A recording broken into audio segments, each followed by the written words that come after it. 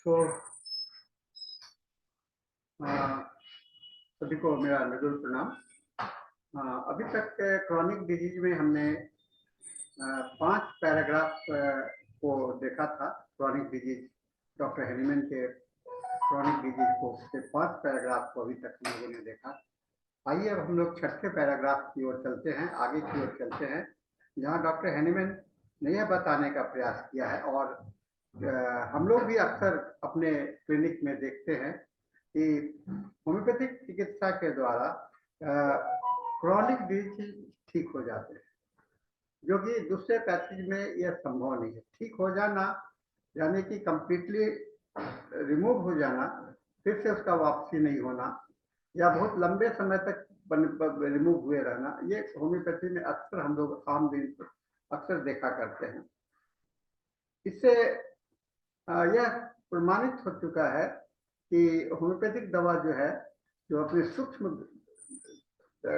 Doses में सूक्ष्म रूप से रोगियों को प्रभावित करता है और रोगी ठीक हो जाते हैं।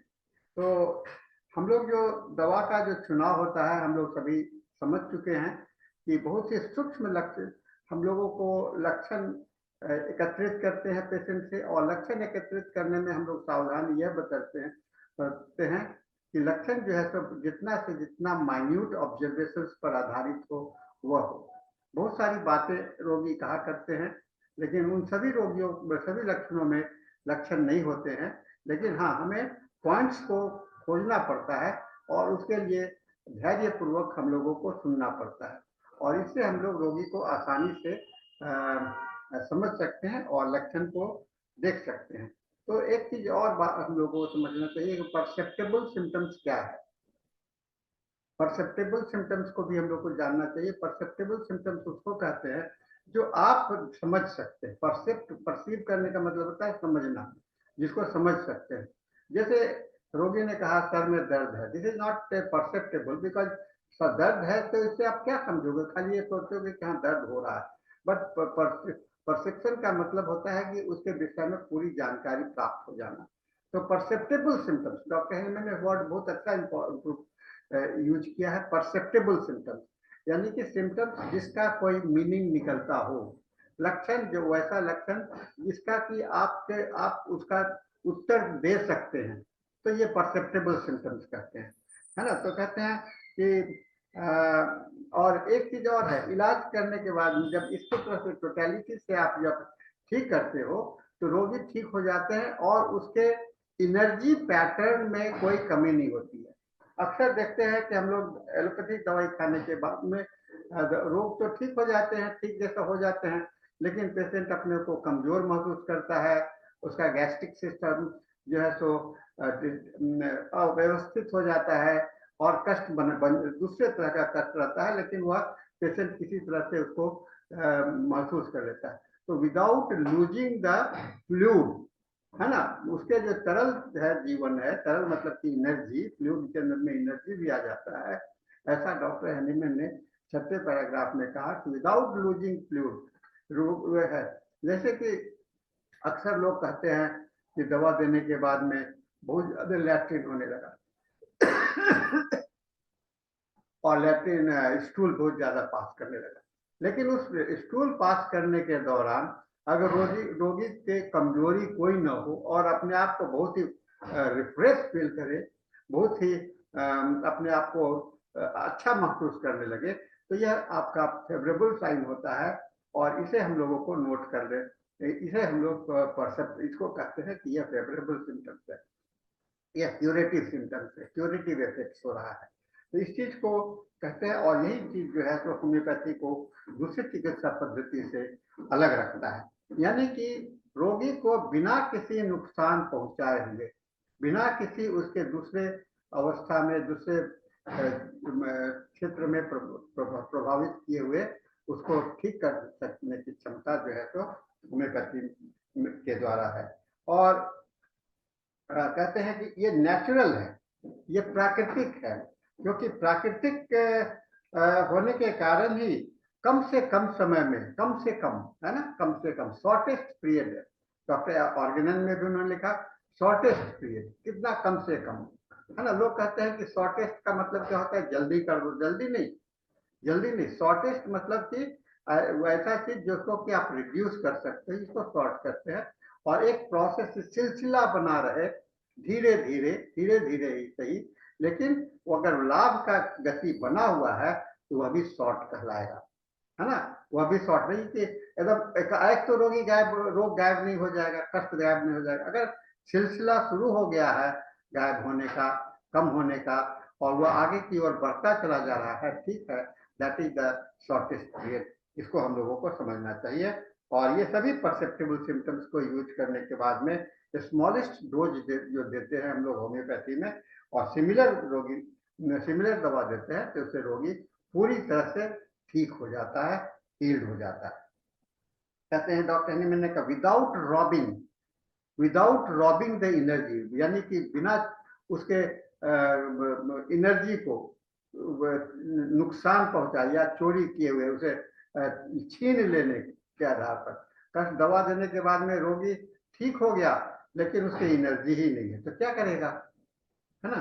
तो उसको एनर्जी को मेंटेन रखना सबसे बड़ा है। और ये जो है इफेक्ट जो है तो शायद अन्य चिकित्सा पद्धति में शायद नहीं पाया जाता है, या बहुत कम देखा जाता है। कहते हैं कि अगर रोग जो है बहुत ही लंबे समय से नहीं रहा है, कोई ऐसा क्रॉनिक डिजीज होता है जो लंबे समय से झेल रहा है, पेशेंट बहुत इलाज करा चुका, मिसमैनेजमेंट हो चुके, डिफरेंट टाइप ऑफ ट्रीटमेंट हो चुके, उन सभी डिफरेंट टाइप के ट्रीटमेंट होने के बाद में रोगी एकदम अंत में जब होम्योपैथी के पास में आता है, तो वह एक कॉम्प्लेक्सिटी क्रिएट हो जाता है, उसके अंदर में एक जटिलता आ जाती है, और इस जटिलता के कारण उसमें समय लगता है। लेकिन कहते हैं कि जो जटिल नहीं हुआ है, जो कॉम्प्लेक्स नहीं हुआ है, जो सिंपल है, आपके पास में फर्स्ट हैंड आ जाता है, और आप क्रॉनिक डिजीज के अंदर में इसको देख रहे होते हैं, तो यह आपको जो बिना जटिलता वाले रोगी जो है तो जल्दी ठीक हो जाते हैं। उसमें समय उसका जो अवधि होता है, और कहते हैं कि यह क्योर जो कि कम समय में हो जाता है, वहां पर केवल एक मार्जिन का इन्वॉल्वमेंट होता है। मार्जिन पर हम लोग और भी चर्चा करेंगे, क्योंकि क्रॉनिक डिजीज का मुख्य अध्ययन का, इस डिजीज पुस्तक का अध्ययन का मुख्य आधार यही है कि हम लोग मार्जिन को भी साथ साथ समझे। लेकिन क्रॉनिक जो ऐसे इनिशियल स्टेज के रोगी आते हैं, उसके रोग जो जल्दी ठीक हो जाते हैं, उसका मतलब ये होता है कि उस रोगी के अंदर में सोरा ही एक है, और अन्य कॉम्प्लिकेटेड माइल नहीं है, दूसरे माइल का उसमें प्रभाव नहीं है, सिंपल माइल उसके अंदर में साथ में है, ठीक है ना। तो कहते हैं कि फुल्ली डेवलप्ड सोरा, है ना। एक तरफ सोरा का भी होता है, जो सोरा का स्टेज है वो फुल्ली डेवलप्ड होता है, और एक डेवलपिंग स्टेज में होता है। तो डेवलपिंग स्टेज वाले जो सोरा है, या वो जल्दी ठीक हो जाते हैं, और उसे थोड़ा सा ज्यादा समय आपको डेवलप्ड सोरा में लगता है ना। डेवलप्ड सोरा में लगता है, जैसे कि आपको स्किन डिजीज है, काफी समय से है, और खुजली हो रही है, तो वो आपको ज्यादा समय लेगा। इसलिए कहते हैं कि सिम्टम्स के इंटेंसिटी मॉडरेट है, माइल्ड है, या क्रॉनिक है, ये सारे चीज जो है तो हम लोग को महत्व कहते हैं। और देखा जाता है कि ये जो प्रभाव करने का तरीका है, यह भी रोगी के उम्र की स्थिति पर भी निर्भर करता है। बच्चों में आप देखिएगा, वहां पर बच्चों के जो इंटेंसिटी होती है, तीव्रता होती है, उसके अंदर में हाइपर एनर्जी होता है, वहां जल्दी रोगी ठीक होते हैं। थोड़ा सा एडल्ट में उसे कम समय लगता है, और जो काफी ओल्ड एज के हो जाते हैं, बूढ़े जैसे हो जाते हैं, उसमें रोगी क्रॉनिसिटी जो है तो ज्यादा दिन तक टिकता है, उसमें ज्यादा, यानी कहने का मतलब है क्रॉनिक डिजीज के ठीक होने का संबंध आपके रोगी के उम्र के साथ भी डिपेंड करता है।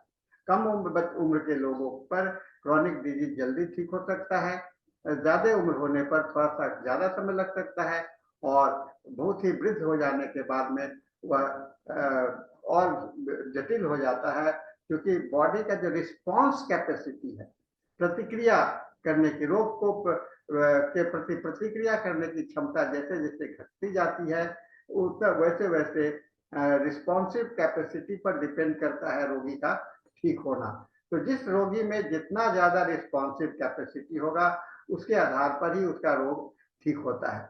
जैसे किसी को एकदम पूरी तरह से निराश हो चुका है और थक चुका है, कहता है कि अब मेरा रोग ठीक नहीं होगा, तो एक तो पहले ही वह हथियार डाल चुका है, अब उसे ठीक होने के लिए वह अपने भी प्रयास नहीं करेगा, अपने भी नहीं प्रयास करेगा।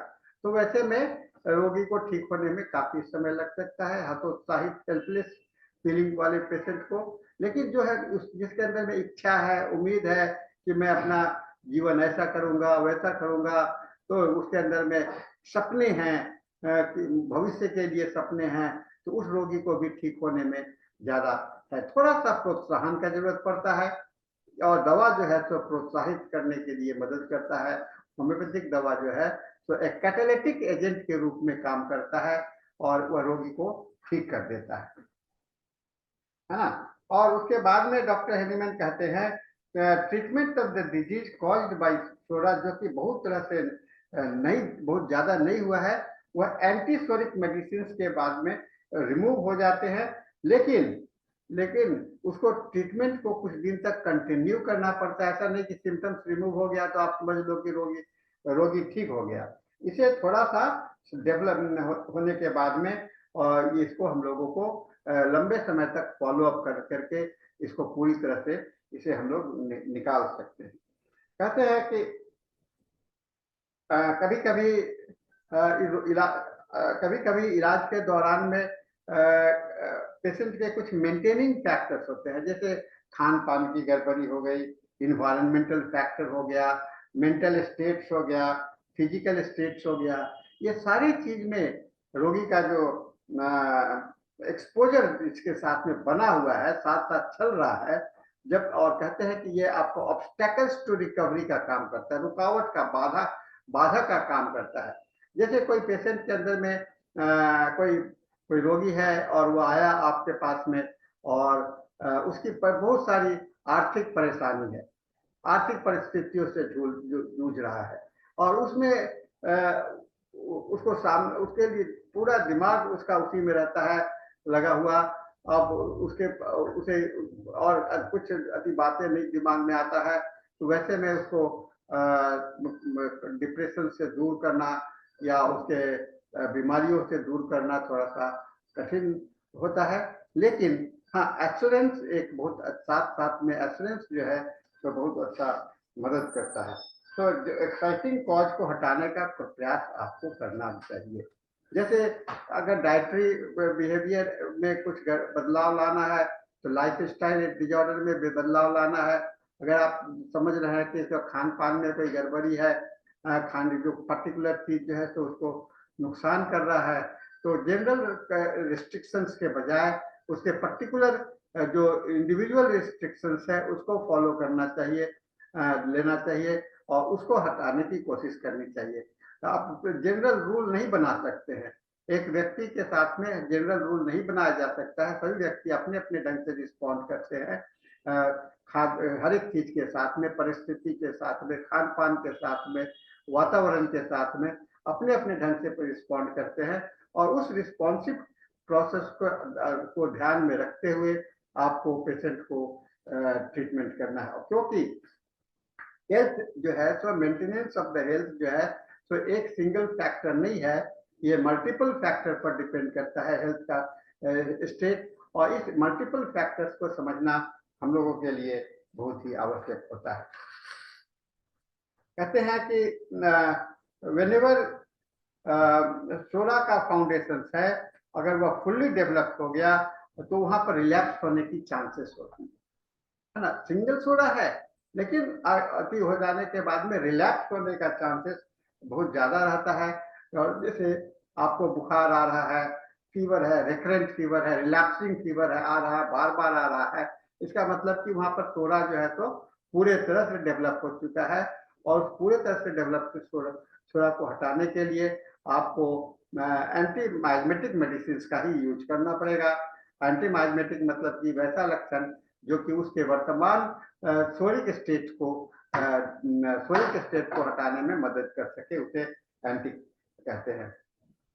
कहते हैं कि डॉक्टर हेनीमैन ने इसको ऐसे समराइज किया, disease caused by fully developed psora को treatment by non anti psoric remedies, complaints remove, manifest, psora returns back to the latent condition.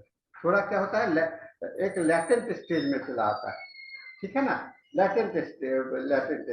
और फिर कुछ एक्सपोजिशन, डायरेक्टली एक्सपोजिशन से या एक्साइटिंग फैक्टर्स आता है तो फिर उभर आता है ना, एक्साइटिंग फैक्टर से फिर उभर आता है, तो रीअपेरेंस ऑफ वन और मोर एलिमेंट्स, उसमें से एक या दो फिर से उभर आता है।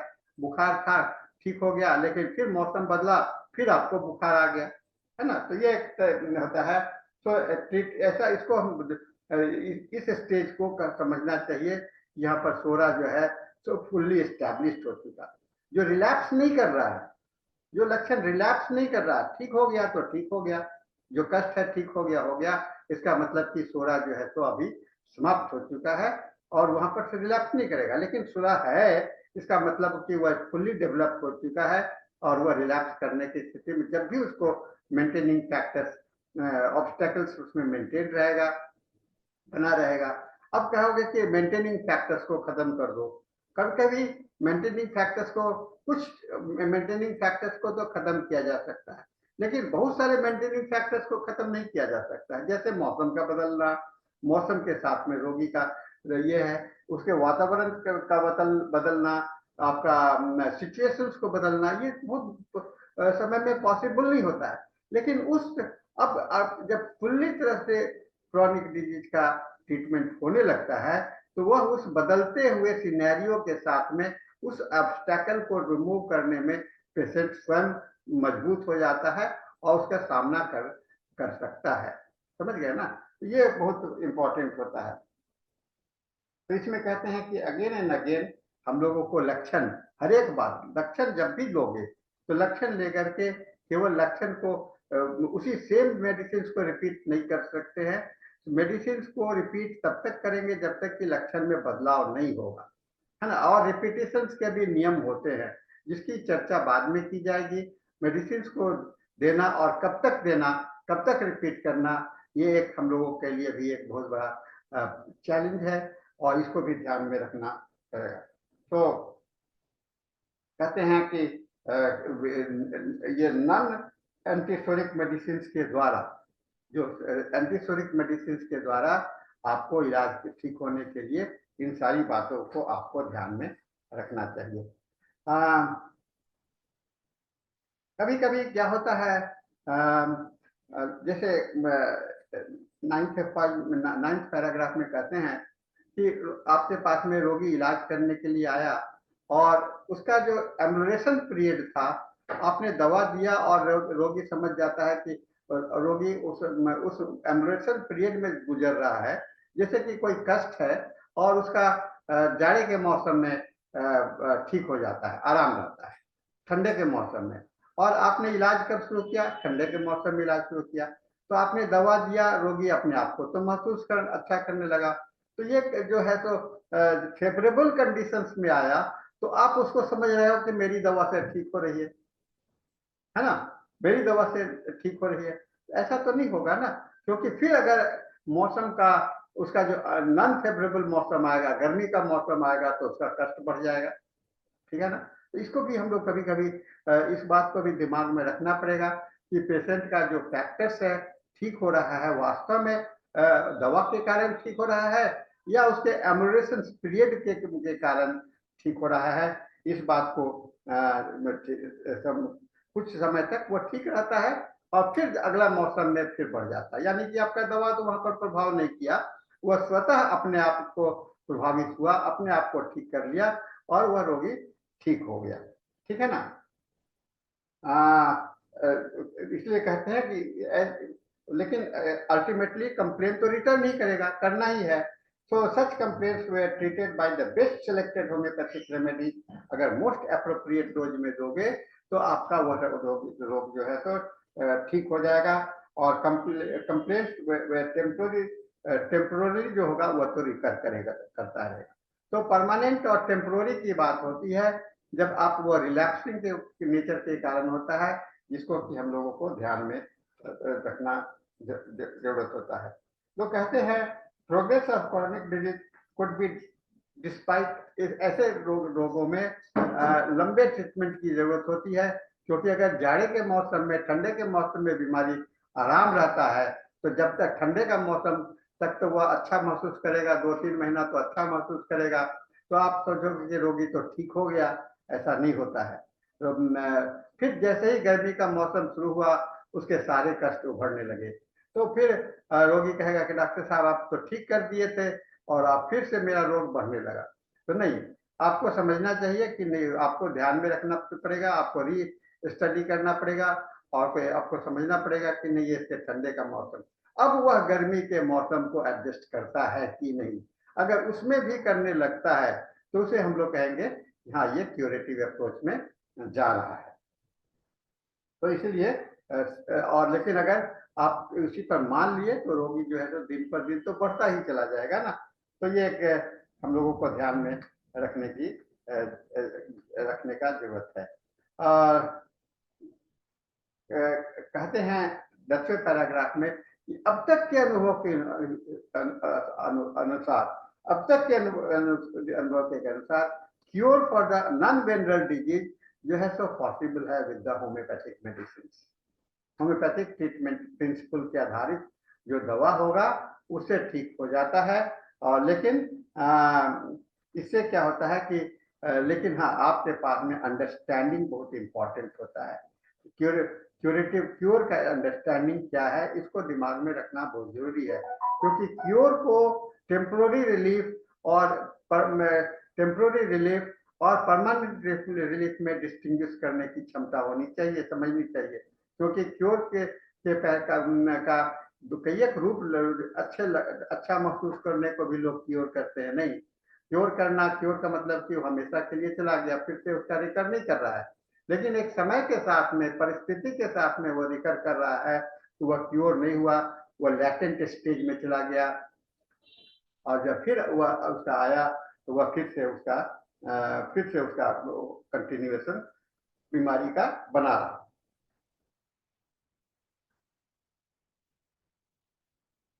तो इसी तरह से हम लोगों ने आज का इस 5 पैराग्राफ को फिर हम लोगों ने देखा, 11 से लेकर के 15 तक।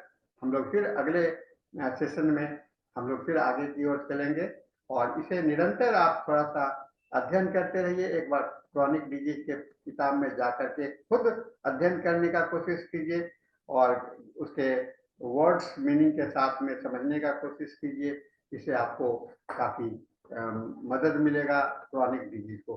क्योंकि जब तक आप समझेंगे नहीं कि ठीक हो जाता है, केवल ये मान लेना कि ठीक हो जाता है, ठीक नहीं होता है।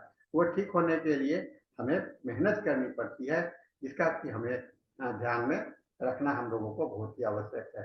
तो ठीक है, आज हम लोग इतना सुनते हैं, फिर अगले सेशन में हम लोग आगे की ओर चलेंगे क्रॉनिक डिजीज की यात्रा पर। थैंक यू वेरी मच, और सभी को मेरा मृदुल प्रणाम।